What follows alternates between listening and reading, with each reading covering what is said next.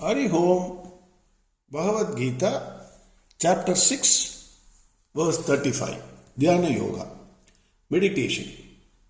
In the last verse, Arjuna said, he asked a question in fact, Hare Krishna, the nature of mind is restless, turbulent or violent, very powerful and totally unyielding. Arjuna says, for me, quietening the mind is as difficult as holding or stopping the air by hand. Meaning, it is nearly impossible what you are saying, Krishna. Control the mind. If you want to do meditation, control the mind. How can I control the mind? Can somebody control the air? Can somebody control the storm? Hey Krishna, this is not practical. I am sorry. That is what Arjuna is saying. In the previous verse, Bhagwan Krishna is having an enchanting smile on his face. Whenever a question is asked, generally we get angry, especially when we give a long lecture. Suppose you are giving a Ramayana lecture. Finally that fellow asks, sir, did Rama exist or not? A basic and fundamental question. Maximum people will get irritated. You idiot, I wasted my time. Please go away. That is what we do. Bhagwan Krishna is having an enchanting smile. Then secondly, Hindu scriptures. If you see any Hindu scripture, it gives complete liberty to the student to ask questions. Even if it is Bhagwan Krishna, whoever it is, you have a right to question Bhagwan Krishna. And there is no blind faith recommended, because if you are following blind faith, how long you can follow? 100% one day it will break. Absolutely no doubt about it. If you question, understand, then you are on your own, you will, okay, there is some logic behind it. Yes, I understand it. Once you understand, you get that knowledge, then naturally your faith will be 100% on that. Similarly here, Bhagwan Krishna, when Arjuna asked a question, he did not say, Arey, you are an idiot, I wasted my time. 6 chapters already I have wasted. Now you are asking a basic question, you do whatever you want. He did not say. He encouraged him. Okay, your question is valid. How Bhagwan Krishna answers this question also needs to be seen. Verse 35.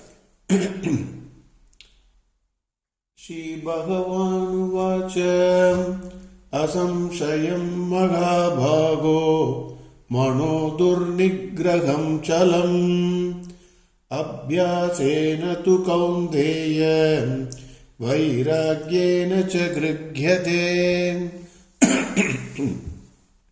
Bhagavan Krishna is the greatest psychologist and is the greatest lawyer of his times, according to me. Even today, he is the greatest lawyer, because I can appreciate much more. Greatest psychologist, why? Today, what is the problem the world is facing? Whether it is young children, or it is a married fellow, or a old fellow, man or woman, whoever it is. There is no treatment. No tablet can cure it. Depression. I can say, I can give it in writing. Depression cannot be cured by medicine. Only sleeping tablet they will give. You can sleep for some time. Mostly when the man gets up, again he will be under the same depression. Nothing can. Depression, no doctor can cure it. Only you have to overcome depression by yourself. 100%, no doubt on this. So, the first thing is, Krishna is the greatest psychologist. Arjuna is in depression. He wants Arjuna to overcome that depression. He is giving all the techniques, how to keep the mind calm, quiet, and balanced at all times. He is teaching the techniques. Second, Bhagavan is a wonderful lawyer. Wonderful lawyer. How he puts across his points. Let us see. Ashamshayam maghabhago Manodurnigraham chalam. You assume a situation. or you go to a court and watch. When a lawyer is arguing in a court, 2-3 hours he will take an interesting point, a law point, he will be arguing. The judge will be watching him. Then after the 3-4 hours, judge will ask a question to the lawyer. Mr. So-and-so, I think this is this way. Then, if you see the lawyer will immediately say, yes, my lord, your lordship is 100% correct and your lordship's question is a valid question. That is my view also. I accept. First thing, why the lawyer is doing that? Because when a powerful person, when a person in post, and that too a judge-like person is questioning you, his ego will be very, very high. He thinks he is always correct. That person's ego will be like that. Because he is the judge, you want an order from him. So his ego will be powerful. First, to satisfy his ego, you address him as my lord. When he asks a question, you cannot straight away answer the question. You should say, my lord. The moment you say, my lord, immediately his 60% of the ego is satisfied. Secondly, you should not immediately say your question is a stupid question and irrelevant question. I have never seen a judge like this. Then naturally your case will be thrown out. You must say always, my lord, your question is a valid question, a wonderful question, my lord. What a question. I have never seen such types of questions. Then his another 40% of ego is completely satisfied. Now, if you say, I agree with you, my lord, and then if you say, but I would request your lordship to look at this question from this angle. He has an open mind. He is not a closed mind. Now, he is willing to see the question, the answer which you are going to give objectively. He will see logically. Then he is open-minded. Earlier he was a closed-minded fellow. Now, because the lawyer said, my lord, because the lawyer said, I agree with you, my lord, and because the lawyer is saying, but you please think on this line. Now it is open. Similarly, Bhagwan Krishna says, Bhagwan Krishna has adopted this technique thousands of years back. Now we are all using it. But I don't know whether knowingly or unknowingly we are using it, but the same technique. So, when Bhagwan Krishna says, Asham Shayam Mahabhago, a mightily armed. Hey, Arjuna, you are mightily armed. Who are you? You are a great person. Who is your enemy? Your enemy is not an ordinary enemy. Not an outside enemy like Duryodhana or somebody. The inner enemy, mind is your enemy. So you are mightily armed. Winning an outside enemy is always easy. It is possible. Maybe you may have some 1 or 2 scratches on your body, but still you can win. But winning the enemy inside, that is your mind, it is extremely difficult. So he calls Arjuna as Mahabhago. Then he says, Asham Shayam. Asham Shayam means no doubt, absolutely no doubt what you are saying. Manodur Asham Shayam Mahabhago Manodur Nigraham Chalam. What you said is absolutely correct, Arjuna. What you said is absolutely correct. Mind is always restless, jumping from one thought to another, turbulent, very powerful and unyielding. Who says it is not? Did I say mind is not powerful? I agree with you. I am completely with you, Arjuna. There is not even an iota of doubt in that. Mind is very powerful, restless, jumping from one thought to another. I agree with you. Then Bhagwan Krishna says, Abhyasena tu kaundeyam vairagyena cha grigyate. Bhagavan uses a word tu. That means but. But.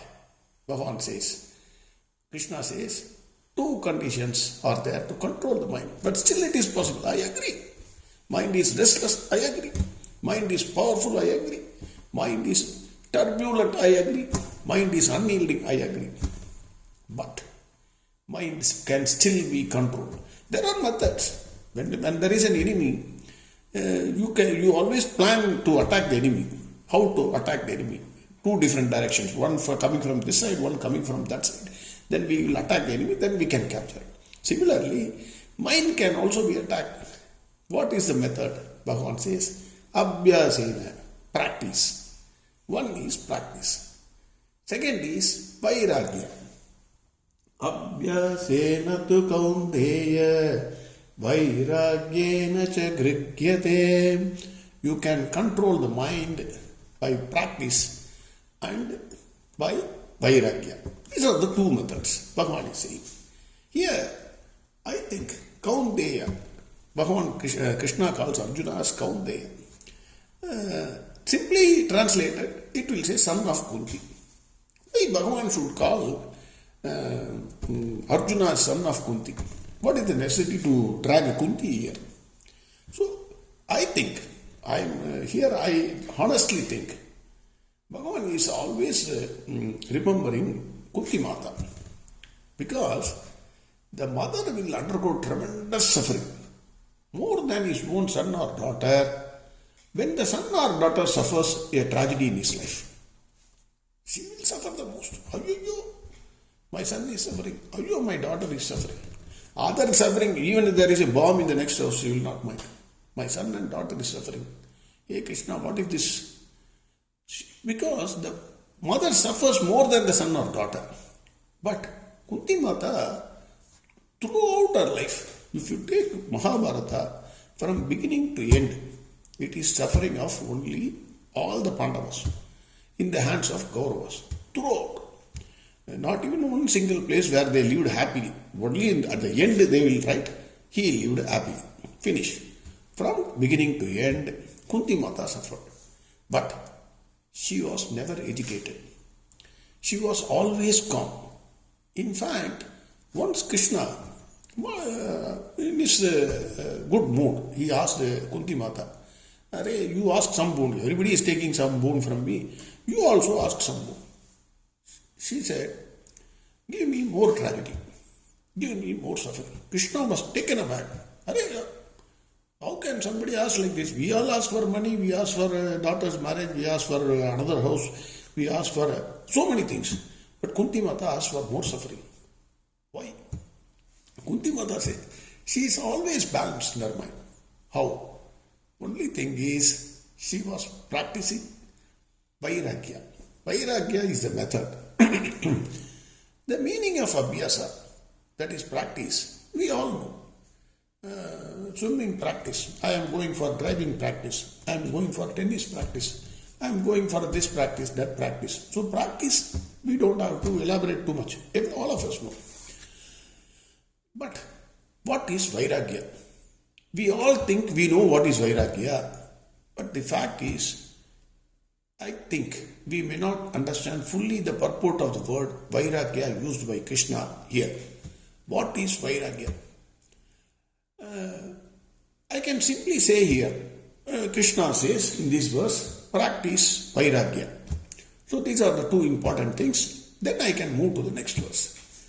But I enjoy, to be very frank, I enjoy every word and I want to see the meaning of every word used by Krishna.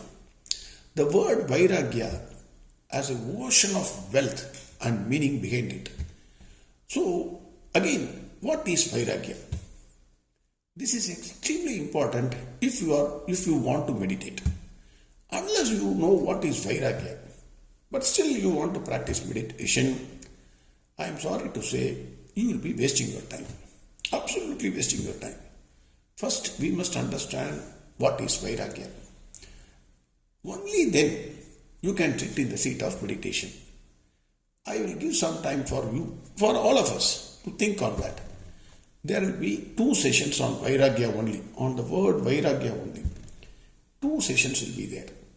We will see that from tomorrow onwards. Now, in this verse, Bhagwan Krishna says, a Mahabhagu. Absolutely there is no doubt in what you are saying. Mind is restless, turbulent, very powerful and unyielding. But still the mind can be controlled by practice and abhyasa. Verse 35 again. Shri Bhagavan Vacham Ashamshayam Mahabhago Manodurnigraham Chalam अभ्यासे